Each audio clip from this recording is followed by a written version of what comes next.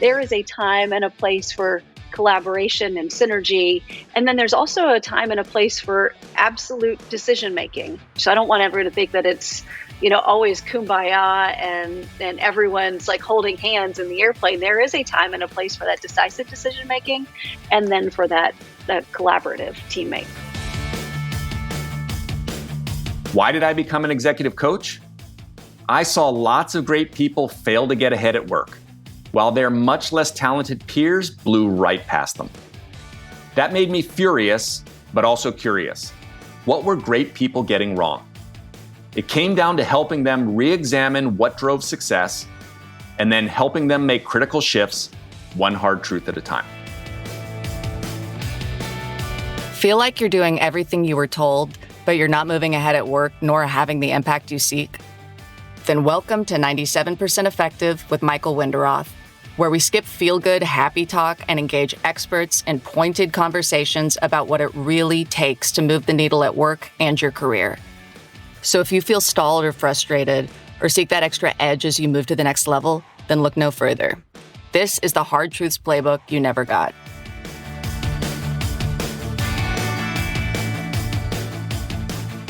Hi, I'm Michael Winderoth, and you're listening to 97% Effective.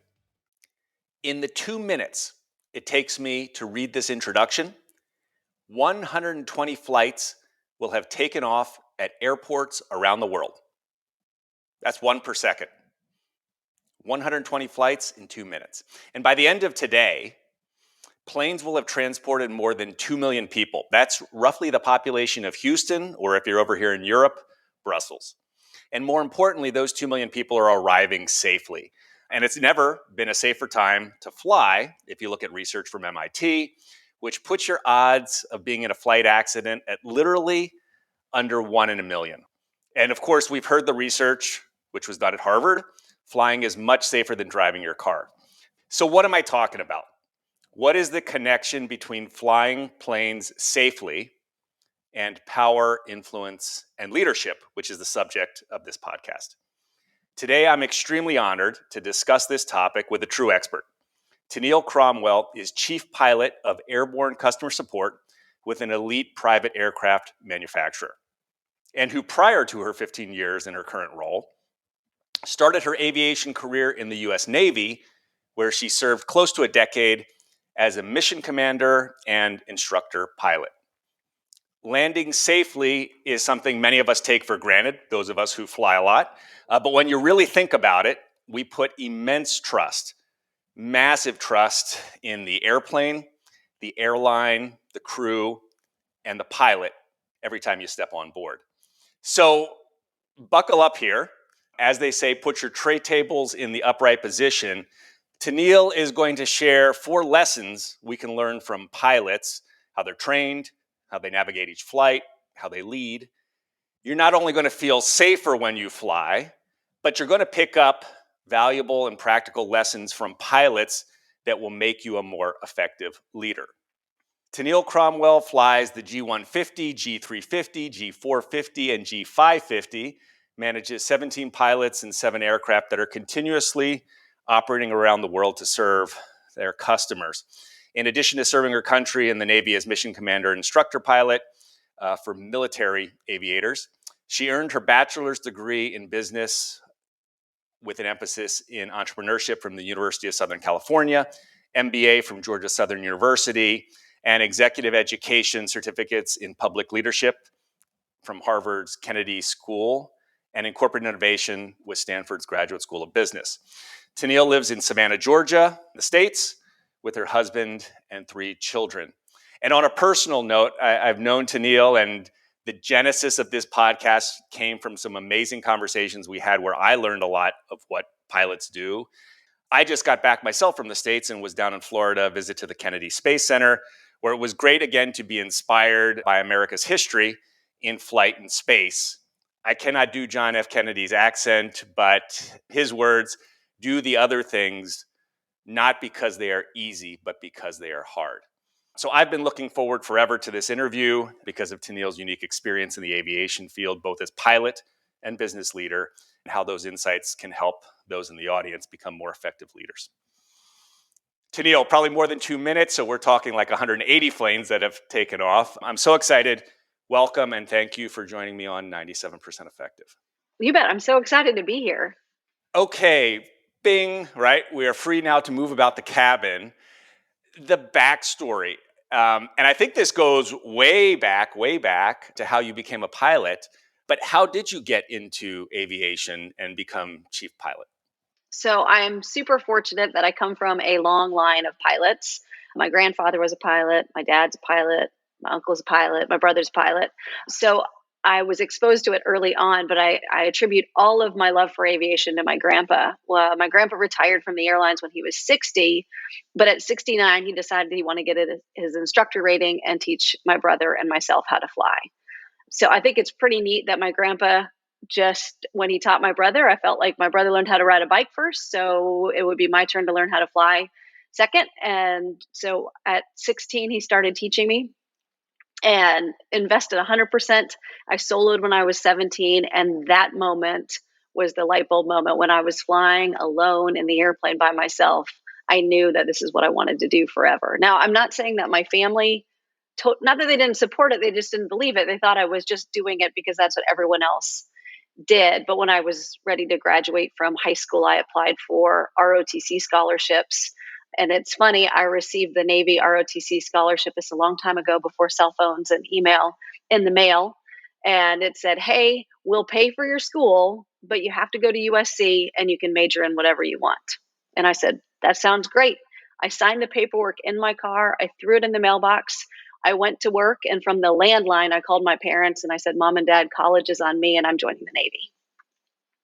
So And their response was, well, there was no turning back. So they didn't get a whole lot to weigh on that. They knew that was what I wanted to do, but it was just nice to kind of be in the driver's seat for the next 4 years. But being at USC, having the luxury to major in whatever I wanted was awesome. Because of the ROTC influence, I had to have a lot of math and science courses. So I do have a Bachelor of Science in Business, which is kind of unusual. And you'll laugh at this. So I loved learning about leadership and the study of leadership. And as I evolved in the military, I could always place my finger on a good leader or a bad leader, but the reasons why kind of always intrigued me. It was much easier to put your finger on why someone was maybe a bad leader versus a good leader. And so that kind of sparked my love of learning about leadership, and why my professional education has really stemmed from a leadership perspective, just because I think it's so unique. And so you got to do those both things. You got to Right. fly, which is your first love, and then this study of leadership and business. I was going to ask, why did you go into business and MBA when you could have done any of the STEM fields, it sounds like? Right. I just think the variety of thought, and there were a variety of aspects. My husband is an engineer, and we've taken very similar courses in our professional degrees, and it's amazing how differently engineers look at it versus someone with maybe more of a business mind, and we end up getting to the same resultant, but for me it's a much more elegant way, and for him it is too. So I just think it was a more natural alignment with my way of thinking. And I think this is going to be a theme in the podcast, which is, the very different perspectives. As I mentioned in the introduction, you talking a lot about how pilots are trained when potential danger comes, the things that they've got to think about. I found that really insightful. You found it kind of second nature. And so we had talked about this, and as we did, we said, let's distill a couple of the lessons from you being a pilot, being a chief pilot, and running a team, and talk about how those, to the point, make flying very safe today, and what those can tell us about leadership. To start first, for context, Yeah. we use the simple definition of a leader is someone who directs, motivates, inspires a group of people or an individual to accomplish a certain goal. What is the role or job of a pilot or a chief pilot? For me, I'd say it's varied, but my number one thing is taking care of my team. I'm super fortunate in having a bunch of pilots work for me. They're very professional, very skilled at what they do, but they still need help. And sometimes like a third party who's not engrossed in the scenario to look at it, and give them, whether it be suggestions, resources, alternatives. That's the biggest portion of my job. I also obviously get to fly quite a bit, and I feel like the relationship and the rapport that I have with the pilots in the cockpit is very different from in the office. And so when you really need to get down to whether it be culture solutions or those type of conversations, those clearly happen better in a cockpit, because kind of the rank, if you will, is off the shoulders. But really, my goal, my job is a pathway clearer. Pathway clearer. And then when you get onto a plane, because you fly a lot also as part of your job, and you're the pilot of that plane, is the job simply to get everyone where they need to go, or is there another part of that mission that's central to what the pilot's job is on that flight?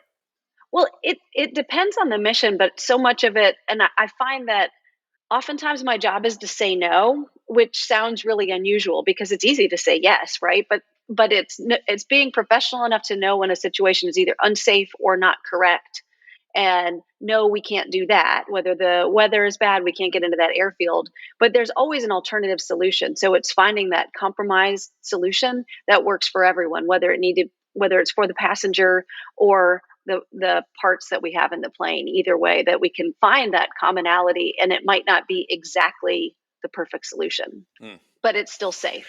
Let's talk about these 4 lessons, and you have many more, but for the sake of our podcast here, you distilled down to 4.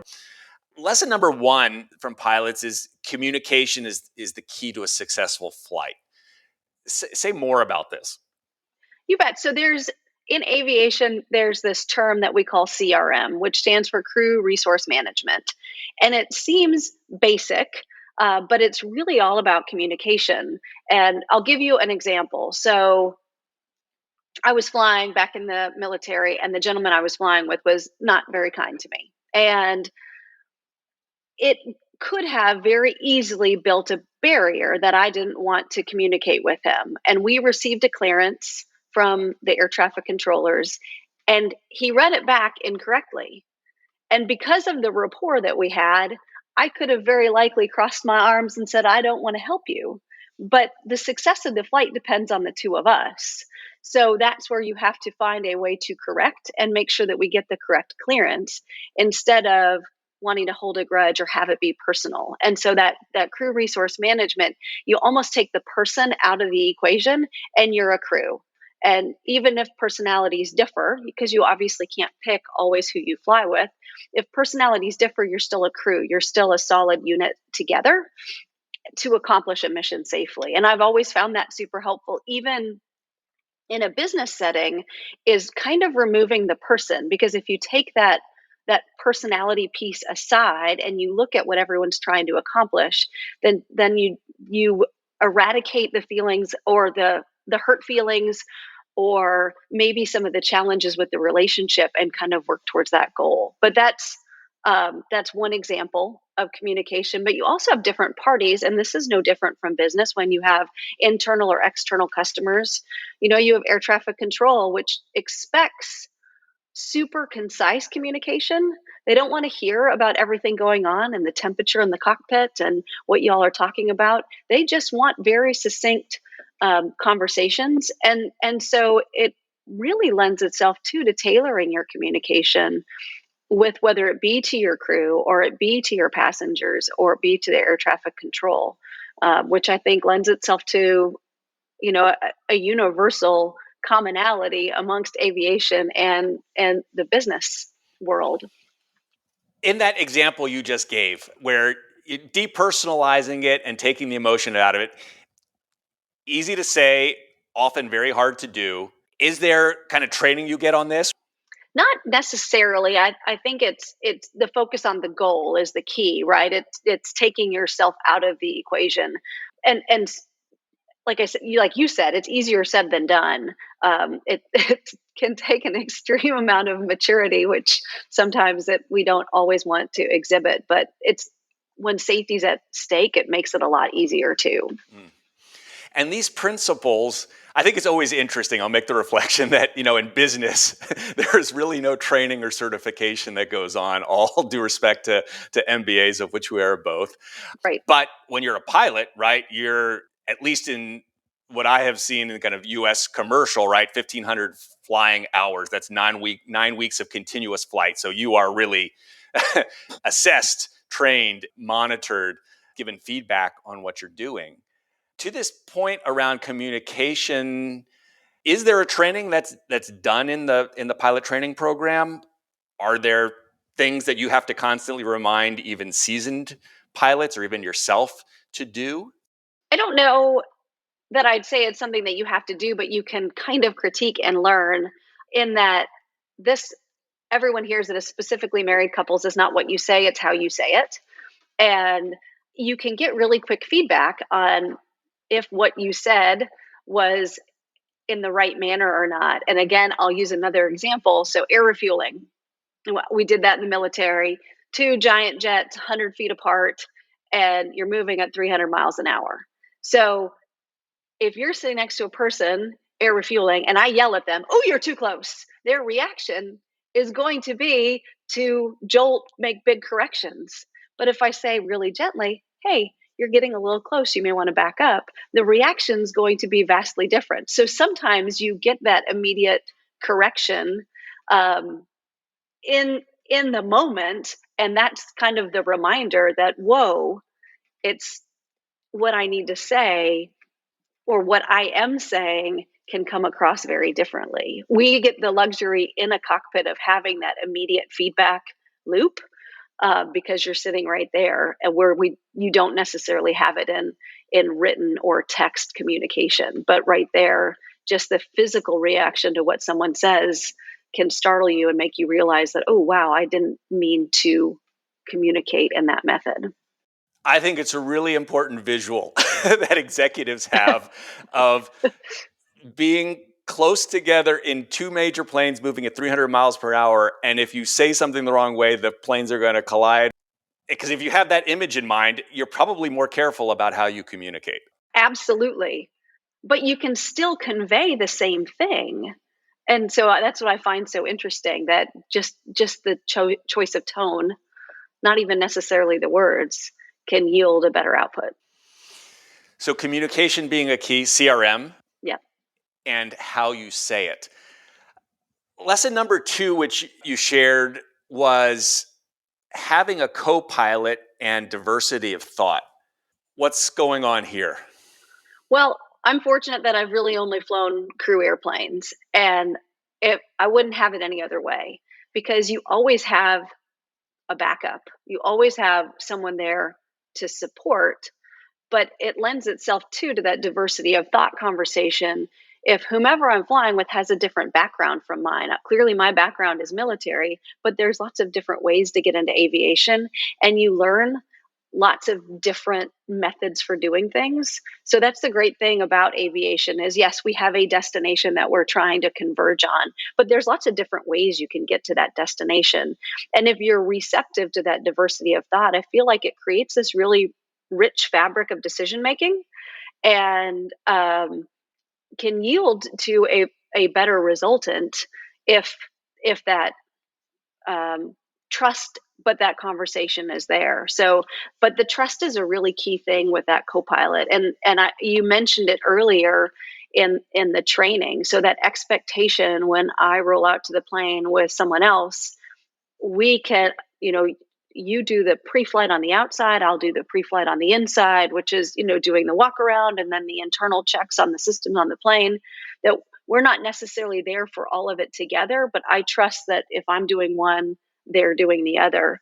I have another good flying example is we were flying into Bozeman at night, and at night after towers close, pilots can control the airfield lighting through our radios. And of course, it's a classic scenario. It's night, it's thunderstorms, it's mountainous, it's all these things. And we go into the airport and we're descending and we can't see the runway. And we keep looking, and we've turned the lights on, and there's no runway there. So now we have to go around because we can't see the runway and need to figure out where to go. Again, night, mountainous, thunderstorms. And my co-pilot is working with air traffic control to find an airfield that we can go to. And I'm flying the airplane. I'm setting up holding patterns, making sure we stay clear of the thunderstorms. And it's that trust and that division of duties. Without that, that it would be successful, but it was so effortless because I knew he was doing what he needed to do, and he knew I was doing what I needed to do. And we ended up, the sheriff came and broke into the tower and turned on the lights and the Bozeman. So that was our solution. But there were lots of others, but he was really upset that they couldn't support us. So he went and made it happen.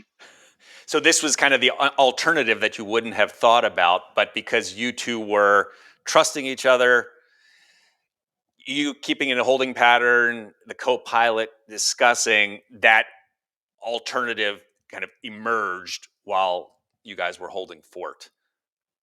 That's exactly it. And I had planned to just go somewhere else. And while he was working through all that, they came up with the other scenarios that resulted in less flying time and, less fuel and everything else. So it was a win-win, but by just having that trust and then communicating and getting everyone kind of on board together, we were able to resolve it a lot more simply than what could have happened.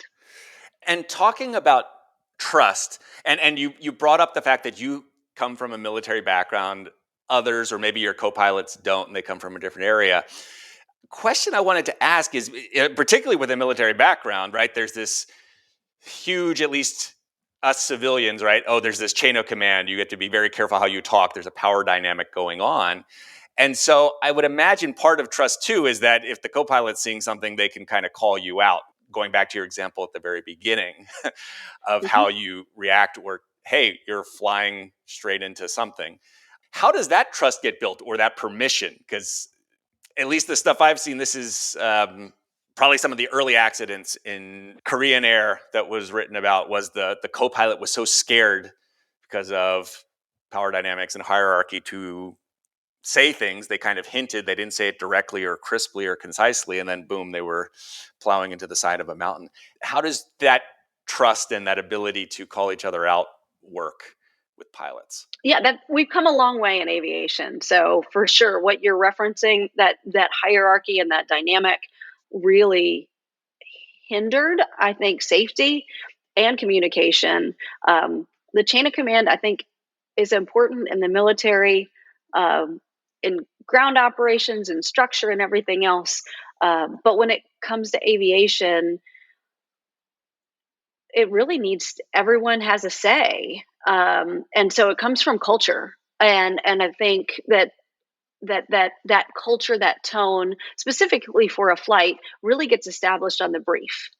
And the inclusion of the brief, whether it be with the flight attendant or with the other pilot, but that anyone has a right to speak up.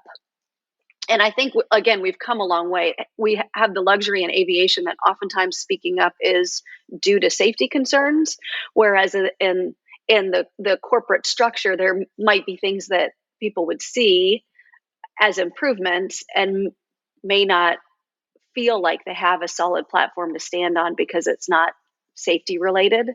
For me, I know that I'm in the airplane along with other folks.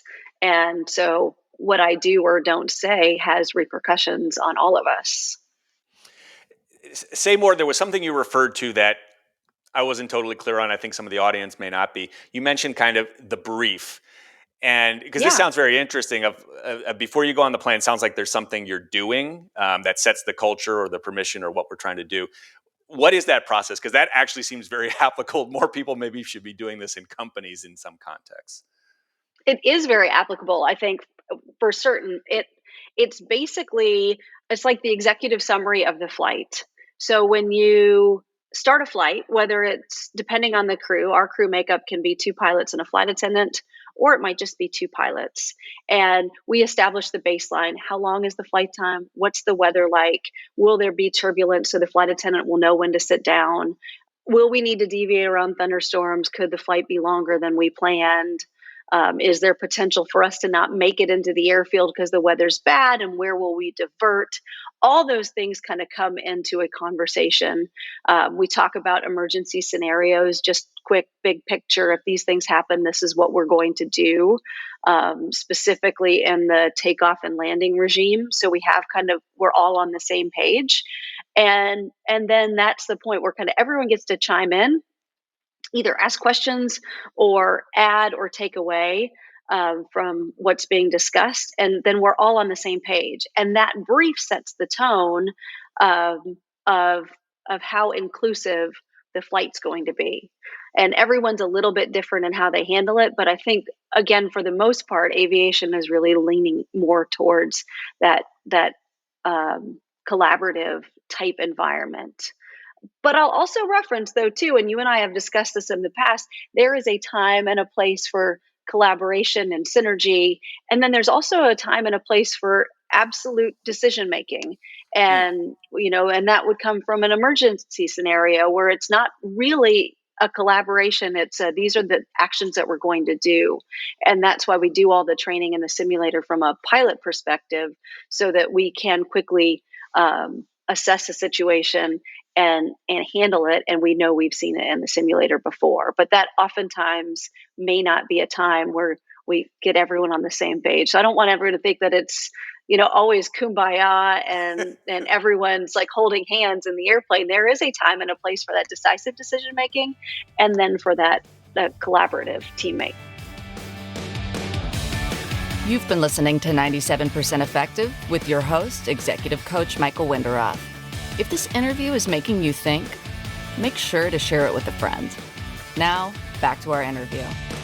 I love the idea of the brief, the executive summary, as you said, to connect it to corporate speak. And it very much brings up an idea that we have talked to. You call it scenario planning there, or this idea in social sciences of a premortem, predicting what may go wrong, having everyone who has different roles or sees from different ways to bring that in to avoid error.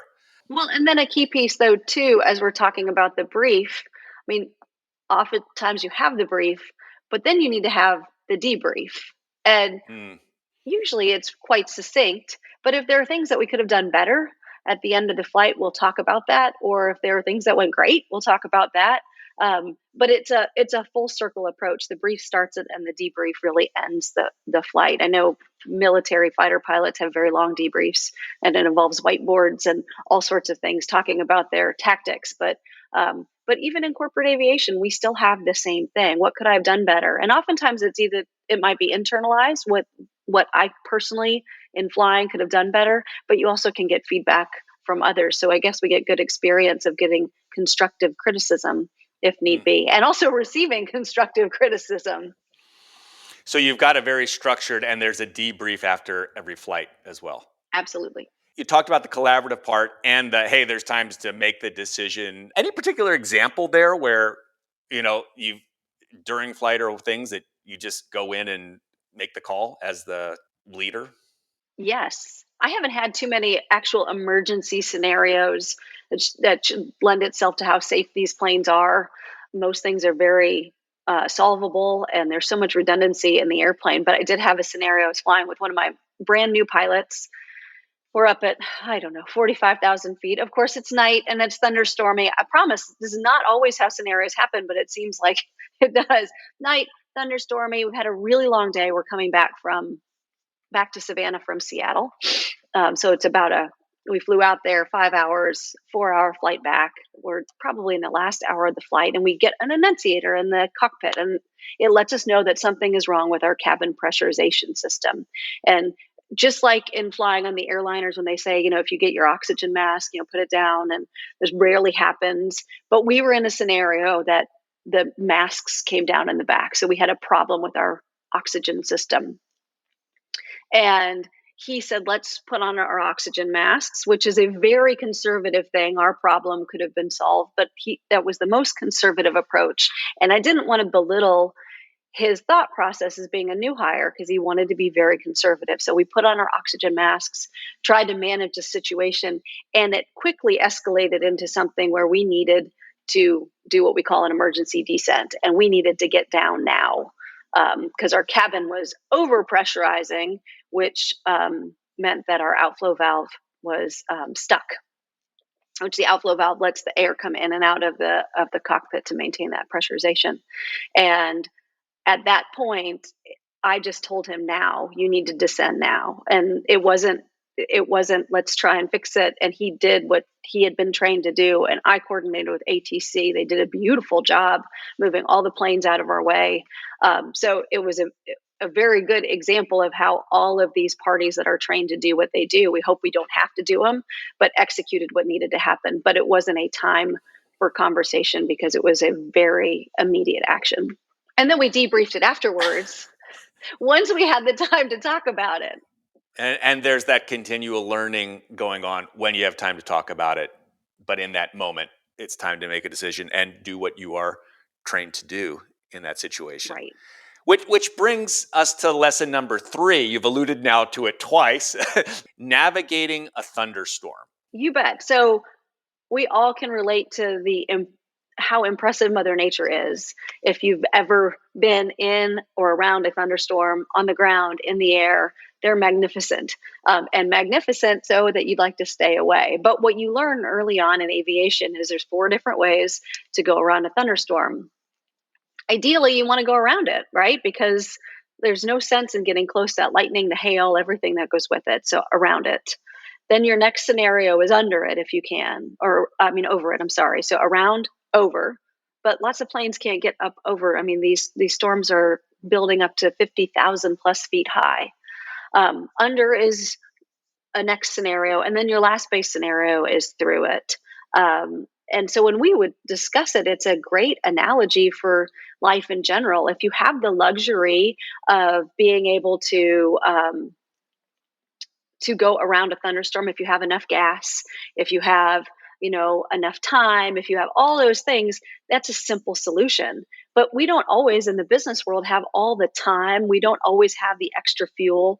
We might be in more of a reactionary scenario. And so, that's where the over would be a way more direct route.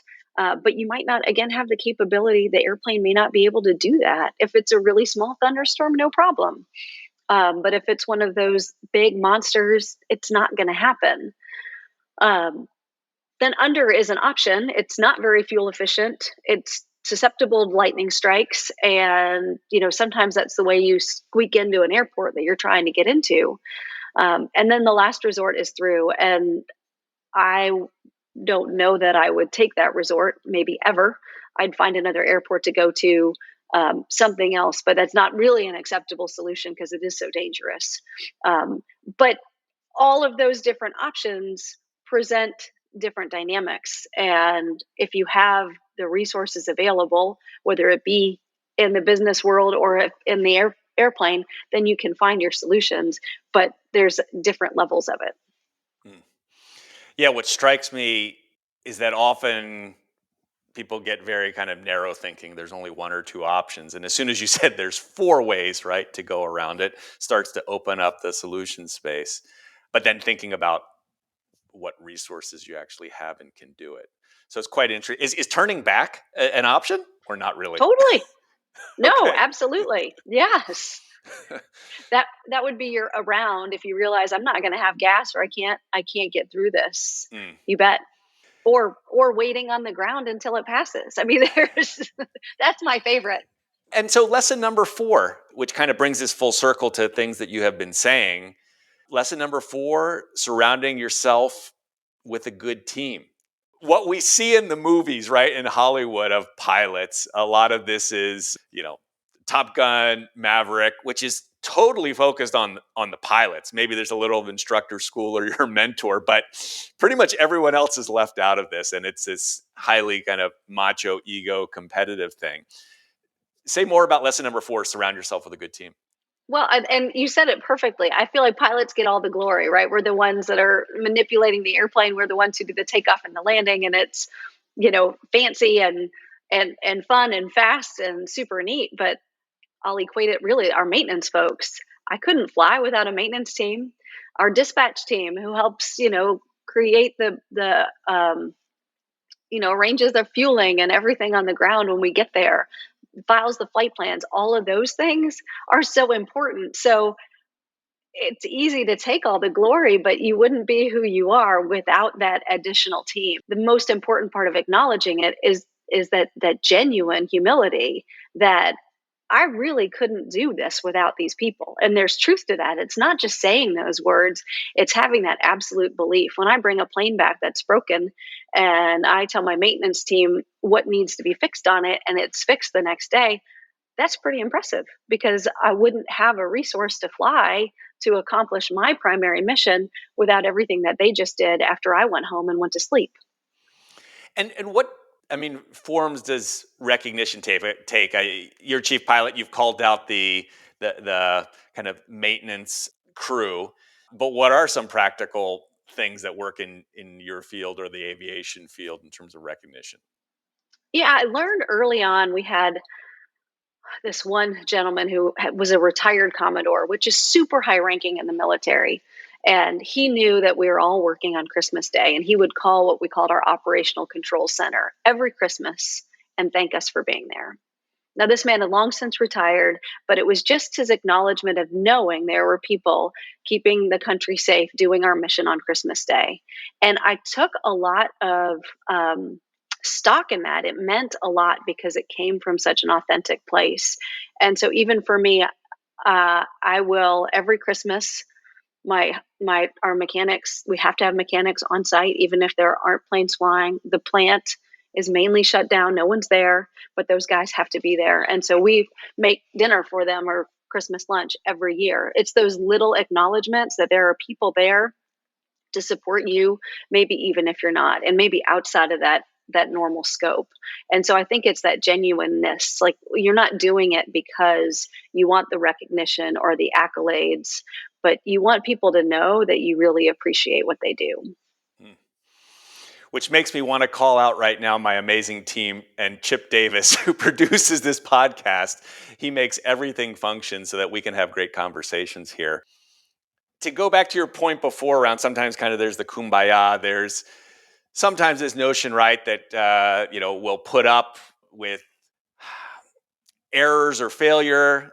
Failure keeps happening. And imagine in yours, big problems occur. How is it kind of towing the line there of having the camaraderie, but also kind of zero tolerance, I imagine, for repeated errors? I learned a super valuable lesson in this. I had a pilot that I had hired that was clearly struggling. And my approach was to really figure out why he was having so many challenges. So I sent him back to training, made sure he flew with certain people. I was doing everything I could to set him up for success until one of my pilots, she pulled me aside and she said, "You are so focused on him, you are forgetting about the position you're putting the rest of us in, flying with someone that we think is unsafe." And it was such a good eye opener because I so wanted to bring the straggler along to be with the team. And yet I had forgotten about the position that I'd put the team in to try and bring him along. And so I think that was a super valuable lesson for me to look at both sides of the coin. Certainly you can bring someone along, but if you're putting everyone in a situation that's either dangerous or uncomfortable or is not repairable, then cut ties.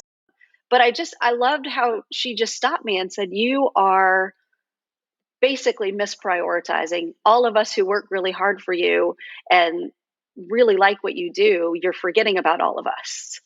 And it was a really good eye opener that sometimes as the boss, yeah, you want everyone to get along, but you also need to make the right choice and the right decision for the team. Hard choices. Exactly. And I didn't want to make the unpopular decision for the one, but I clearly made the unpopular decision for the bulk, which seems like such a misprioritization of roles and responsibilities. So thank goodness people are comfortable to speak up, though, too. Yeah. And what did you do after she pointed this out? I expedited the process of performance improvement. So we had a process, and we had benchmarks, and I was extending the benchmarks to see if they could meet the benchmarks, to give them every opportunity. And I put it back within the scope of the benchmarks, and he wasn't able to meet them. So, yeah, it's not all glory being a chief pilot. It's not all glory. It's not all glory, as you point out. And a really useful example, one that is very applicable to leadership and the tough job of what leaders have to do. Four very applicable and very interesting lessons. I think this has been very thought-provoking to think about those and apply those to leadership. I'm curious, when you've been in executive education, you've been out there talking to other leaders, at Harvard, Stanford, what insights, or is there one that kind of stands out to them? Yeah, I think it's what we talked about early on with that crew resource management. There's so much, and communication, there's so much assumption that you are either communicating, whether you're thinking about it or not transmitting, but knowing that within a crew, and I say over communicate, but I don't mean it just to like transmit, but in a cockpit, I'm telling the other person what I'm planning to do. And I joke because when I was young, my mom couldn't wait for me to talk. And then once I started talking, I would tell you what I was going to do before I was doing it. I'd give you a play by play while I was doing it, and then I'd recap what I did. So she was really grateful that that I could talk and I was so communicative. But there's an element about that that's super helpful when it comes to flying, because just something as simple as putting the gear down, right? We don't land with the gear up, but where I'm going to put the gear down is something. So I don't want my co-pilot to think that I've forgotten it. So, hey, I'm going to put the gear down at the 5 mile point, or I'm going to put the gear down at this point, so that they are still included in my internal thought process. And I think with all the technology that we have, and we are so constantly stimulated, that I think that we think that we're communicating maybe sometimes more than we are. Just because you think it doesn't mean the other people know it. And so I think that lesson from being in a cockpit and wanting to share what I'm thinking, not because you don't think I know what I'm doing, but just because I want to bring you along, is such a simple task, but I think it really resonates, because then it brings that inclusiveness in. Yeah, over communicate, but not just transmit. Right, over communicate, but not just transmit. Yeah, it feels like sometimes social media is a little bit of all just transmission and not a lot of communication. Separate, yes. Totally separate. You said it topic. Perfectly. Totally separate topic. Let's also talk about women in aviation.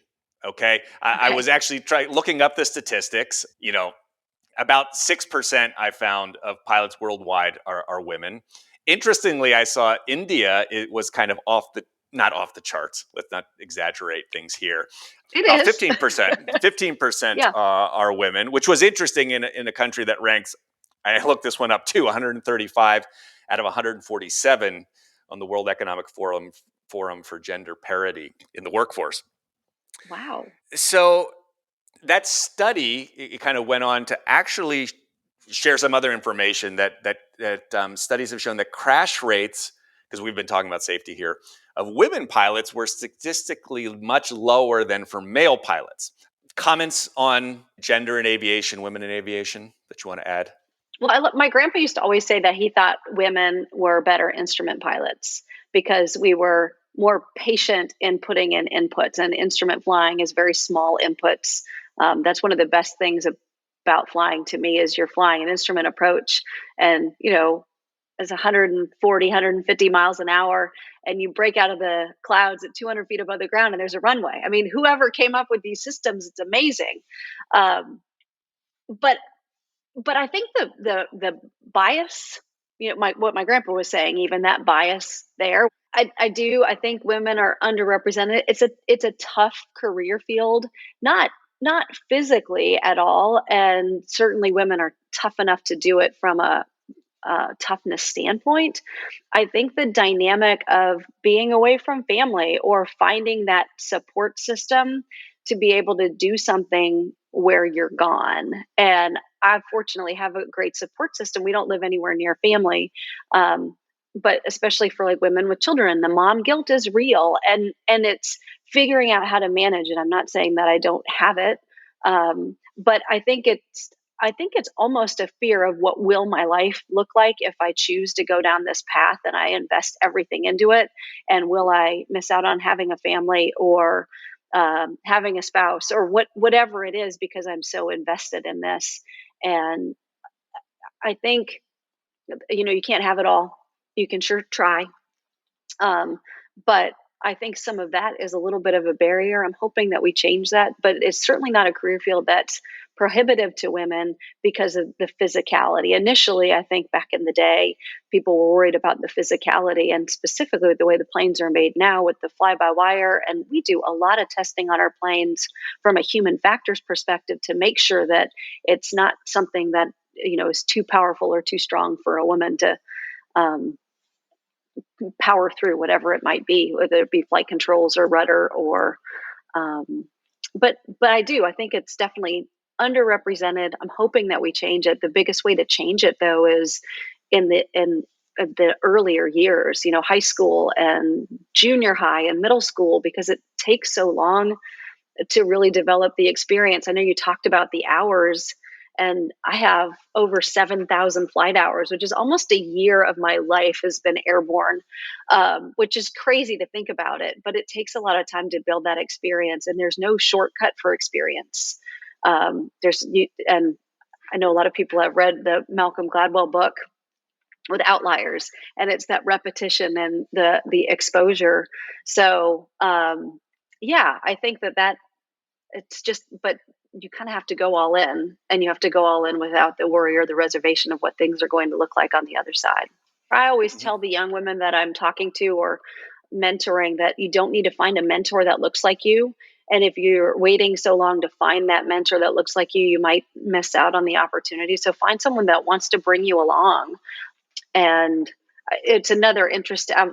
This might be a side, but this is another thing that I tell young women a lot of times is, you'll be talking about a flight, and guys won't say that they're having issues or they're having a hard time. Their egos are pretty strong and powerful. And a lot of women will internalize that and then make themselves feel like they're doing worse.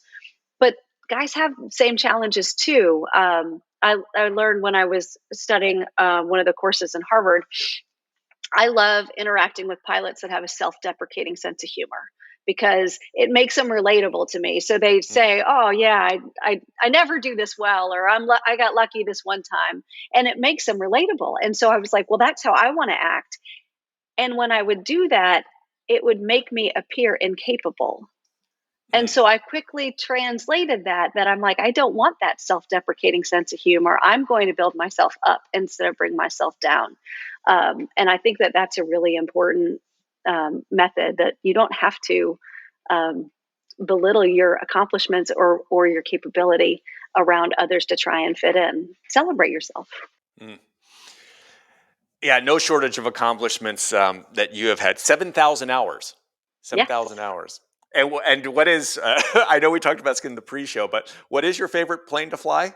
There's so many that are listed that we're going to put in the show notes. It's impressive. But what is your favorite one? I know, I do. I have a lot of planes, and I say I like whatever plane I fly.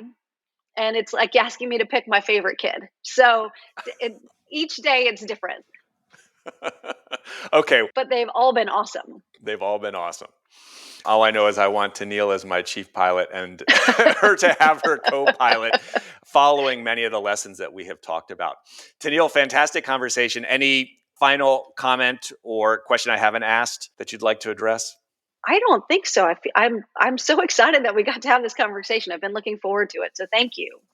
And thank you. How do people learn more about you and what you do, or even have you speak about some of these lessons? I don't know. I'm on LinkedIn. You can find me at Tenille.Cromwell at LinkedIn, and I probably need to leverage some social media so I can be accessible. Tenille, fantastic conversation. We have landed the plane here, and so we are free to move about the country at this point. Very much appreciate having you here. It was a fantastic conversation. Thank you. Thank you so much. Thanks for listening to 97% Effective, where we skip happy talk and help you break through and ascend one hard truth at a time. Help others discover this show. Leave a review and rating wherever you listen to your podcasts. And if you like what you heard, you can get free resources, including the first chapters of Michael's book, Get Promoted, on his website, www.changwenderoth.com. That's www.changwenderoth.com.